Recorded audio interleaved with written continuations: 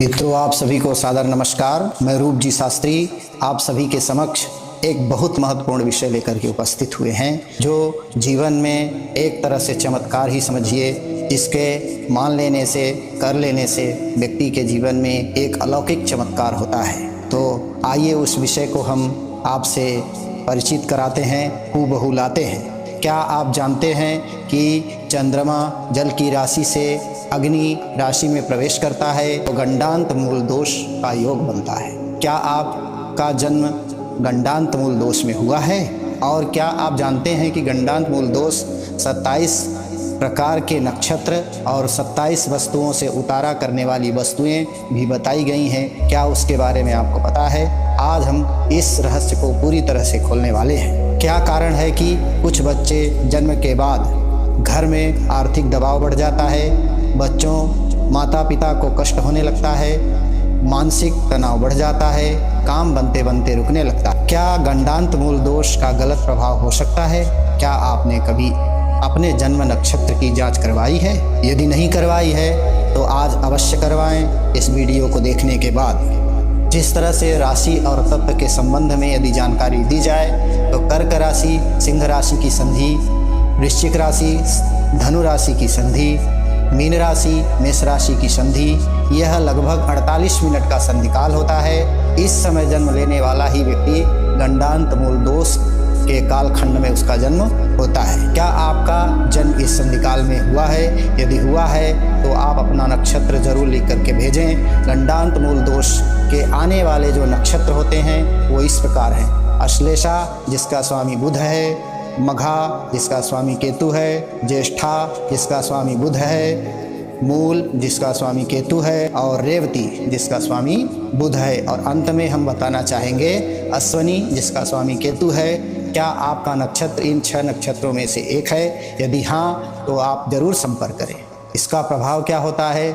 आर्थिक दबाव बनता है, परिवार में किसी सदस्य को कष्ट होने लगता है, मानसिक उलझनें बढ़ जाती हैं, जीवन में उतार चढ़ाव की परंपरा बन जाती है। क्या आपने ऐसा अनुभव किया है अपने जीवन में? किया है तो ज्योतिष मान्यता के अनुसार इन 27 नक्षत्रों में जो 6 नक्षत्र हैं उनकी शांति करवा लेनी चाहिए। अब 27 नक्षत्र कौन कौन से हैं, उनमें से ये कहाँ आते हैं, उसकी गिनती हम देखते हैं। अश्वनी का स्वामी केतु, भरणी उसका स्वामी शुक्र, कृतिका उसका स्वामी सूर्य, रोहिणी उसका स्वामी चंद्र, मृगशिरा उसका स्वामी मंगल, आद्रा उसका स्वामी राहु, पुनर्वसु उसका स्वामी गुरु, पुष्य उसका स्वामी गुरु, आश्लेषा जिसका स्वामी बुध है, मघा जिसका स्वामी केतु है, पूर्वा फाल्गुनी जिसका स्वामी शुक्र है, उत्तर फाल्गुनी जिसका स्वामी सूर्य है, हस्त जिसका स्वामी चंद्रमा है, चित्रा जिसका स्वामी मंगल है, स्वाति जिसका स्वामी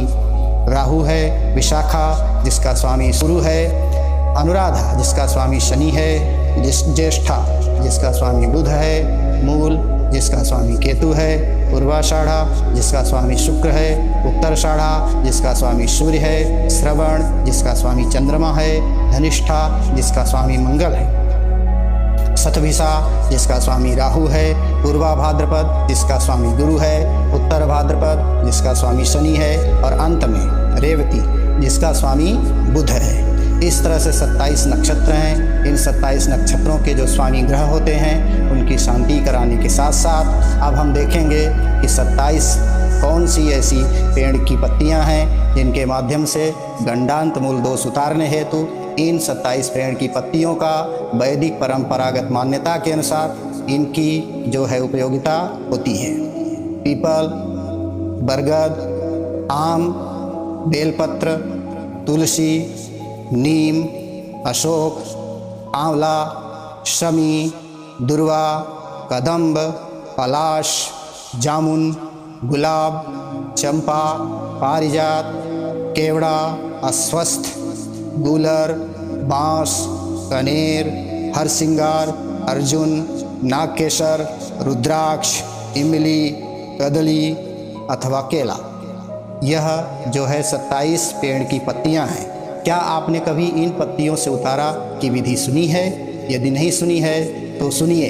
यह विधि यदि होती है तो व्यक्ति के शरीर की प्राकृतिक चिकित्सा निश्चित रूप से होने लगती है, क्योंकि यह प्राकृतिक उतारा है, जिससे गंडांत मूल दोष उतारने के लिए 27 प्रकार के अन्न भी लगते हैं। वो अन्न क्या आप जानते हैं? नहीं जानते हैं तो हम आपको बताते हैं। जैसे गेहूँ, चावल, जौ, तेल, चना, मसूर, मूंग, उड़द, सरसों, मक्का, कोदो, काकुन, बाजरा, ज्वार, अरहर, मटर, राजमा, लोबिया, कुल्थी, रागी, साबूदाना, मूंग दाल, चना दाल, मसूर दाल, धान, चावल और पीली सरसों। इस तरह से ये अन्न भी व्यक्ति के जीवन में उतारा के लिए आवश्यक होते हैं। क्या आपको इन 27 वस्तुओं की पूरी विधि और पता है जो अन्य 27 वस्तुएं भी लगती हैं? जैसे कलश, नारियल, सुपारी, लौंग, इलायची, कपूर, धूप, दीप, घी, शहद, दही, दूध, गंगाजल, रोली, हल्दी, अक्षत, कलावा, पुष्प, चंदन, मिठाई, फल, पान, हल्दी गांठ, वस्त्र, मौली और ब्राह्मण की दक्षिणा। क्या बिना विधि जाने किया गया उतारा प्रभावी होता है? नहीं, क्योंकि इसका प्रभाव तभी होगा जब इसे उपचारात्मक तरीके से वैदिक मंत्रों के द्वारा पद्धति से उतारा किया जाए, तो ही इसका प्रभाव जातक के शरीर पर पूर्ण और सकारात्मक प्रभाव डालता है। अब इसके उपाय क्या हैं? उपाय भी जानते हैं। गंडमूल दोष शांति पूजन, विशेष मंत्र जाप रहता है।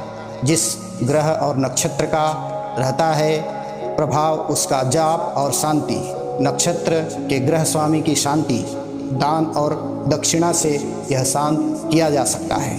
क्या आपने अपने नक्षत्र के अनुसार मंत्र जाप किया है? इसे करना क्यों जरूरी है? क्योंकि वैदिक परंपरा मानती है कि यह जन्म से जुड़े कर्म बंधन को शांत करता है, माता पिता पर आने वाली विपत्ति को कम करता है, मानसिक अस्थिरता को संतुलित करता है, ग्रह नक्षत्र दोष को शांत करता है।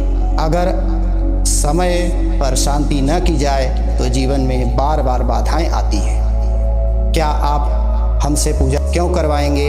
इसके बारे में यदि आपको विचार आ रहा हो तो उसके बारे में भी बताएंगे। हमने गुरु परंपरागत पूजा पद्धति का गहन अध्ययन किया है। शास्त्रीय विधि से संकल्प लेकर पूजा करवाने की हमने पूर्ण पद्धति सीखी है। ग्रह, नक्षत्र, राशि और स्थिति को देख करके व्यक्ति की अनुकूलता के विधि के अनुसार वैदिक रीति से पूजा कराई जाती है। केवल सामान्य उपाय नहीं, यह बहुत बड़ा उपाय है, जिस उपाय को सामान्य किसी व्यक्ति के द्वारा या ब्राह्मण के द्वारा नहीं किया जा सकता है, बल्कि यह संपूर्ण शांति विधि विधान से गुरु परंपरागत दिए गए मंत्रों से की जाती है। क्या आप शास्त्रीय विधि से सही संकल्प के साथ पूजा करवाना चाहते हैं? आपका जन्म किस नक्षत्र में हुआ है? क्या आपने जीवन में गंडांत मूल दोष जैसा प्रभाव देखा है? कमेंट में अपने नक्षत्र, जिस नक्षत्र में आपका जन्म हुआ है वह नक्षत्र जरूर लिखें, जिससे नक्षत्र और ग्रहों का प्रभाव सूक्ष्म रूप से आपका देखा जा सके। लेकिन सही ज्ञान, सही विधि और सही गुरु के मार्गदर्शन से जीवन में बहुत बड़ा संतुलन लाया जा सकता है। इसके लिए आप हमसे यदि इस विधि को सुनते हैं, सुन करके यदि हमसे आप संपर्क करते हैं, तो निश्चित तौर पर यदि आप इस विधि को सही तरीके से सोचकर समझकर यदि करते हैं तो आपको ज़रूर इसका फ़ायदा होगा। अब इसी तरह से आपके पास जो जानकारी आई है सभी किसी दीन दुखी के पास पहुँचे, इसलिए इस चैनल को सब्सक्राइब करें और वीडियो को जिसकी आवश्यकता है उस तक पहुँचाने के लिए इसे यदि आप शेयर करते हैं तो किसी का आपके एक शेयर से कल्याण होगा। कमेंट में अपना नक्षत्र जरूर लिखें और यदि गंडांत मूल शांति करवानी हो तो हमसे संपर्क जरूर करें। धन्यवाद। आपका दिन मंगलमय हो। जय श्री राम।